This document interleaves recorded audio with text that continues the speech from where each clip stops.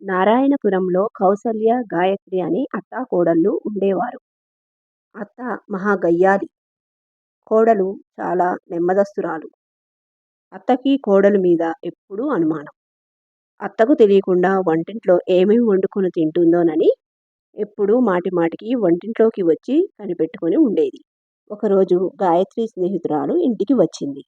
తన స్నేహితురాలతో గాయత్రి కబుర్లు చెప్పుకుంటూ ఉండగా మాటల మధ్యలో పుల్లటి దోస మీద ఎర్రకారం వేసుకొని తింటుంటే చాలా బాగుంటుందని తన స్నేహితురాలు అన్నది. అప్పటినుంచి గాయత్రికి కూడా పుల్లటి దోసపై ఎర్రటి కారం వేసుకొని తినాలని కోరిక కలిగింది. అనుకున్నదే తడవుగా గాయత్రి దోసల పిండి రుబ్బి ఎర్రకారం తయారు చేసుకొని పెట్టుకుంది. తీరా దోసలు వేసుకోవాలని పెనం పెట్టి దోసలు వేస్తుంటే సుయ్యిమని శబ్దం వచ్చింది. ఆ శబ్దం విన్న కౌసల్య, అమ్మో, నా కోడలు నాకు తెలియకుండా ఏమి చేసుకుని తింటుందో అని గబగబా పరుగు పరుగున వంటింట్లోకి వెళ్ళింది. అమ్మో అమ్మో, నాకు తెలియకుండా ఎర్రకారంతో దోసలు వేసుకొని తింటున్నావా అని తిట్టసాగింది. గబగబా ఆ దోసలన్నీ వేసుకొని తిన్నది. గాయత్రికి ఏడుపు వచ్చింది.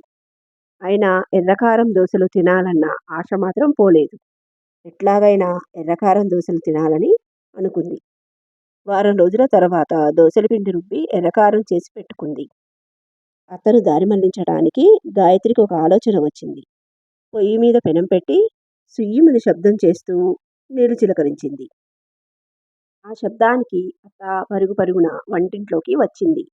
పెనం కాలిందో లేదోనని నీళ్లు చిలకరించాను అత్తయ్య అన్నది గాయత్రి. దోసలు వేయలేదని కౌసల్య అక్కడి నుండి వెళ్ళింది. కాసేపటికి మళ్ళీ సుయ్యిమని శబ్దం వచ్చింది. కౌసల్య మళ్ళీ పరుగు పరుగున వంటింట్లోకి వచ్చింది. గాయత్రి వెరినవ్వు నవ్వుతూ, పెనం కాలిందో లేదోనని నీళ్లు వేశాను అత్తయ్య అని అన్నది. అత్త అక్కడి నుంచి మళ్ళీ వెళ్ళిపోయింది.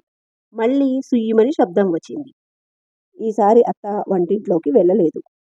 పెనం కాలిందేమోనని నీళ్లు చిలకరించి ఉంటుంది.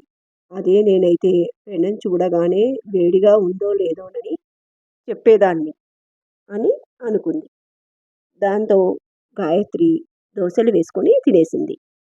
తనకి ఎప్పుడు దోసలు తినాలనిపించినా ఇలాగే చేసేది.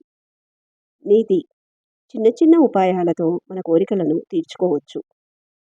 ఈ కథ మీకు నచ్చినట్లయితే సబ్స్క్రైబ్ చేసుకోండి, లైక్ చేయడం మర్చిపోకండి.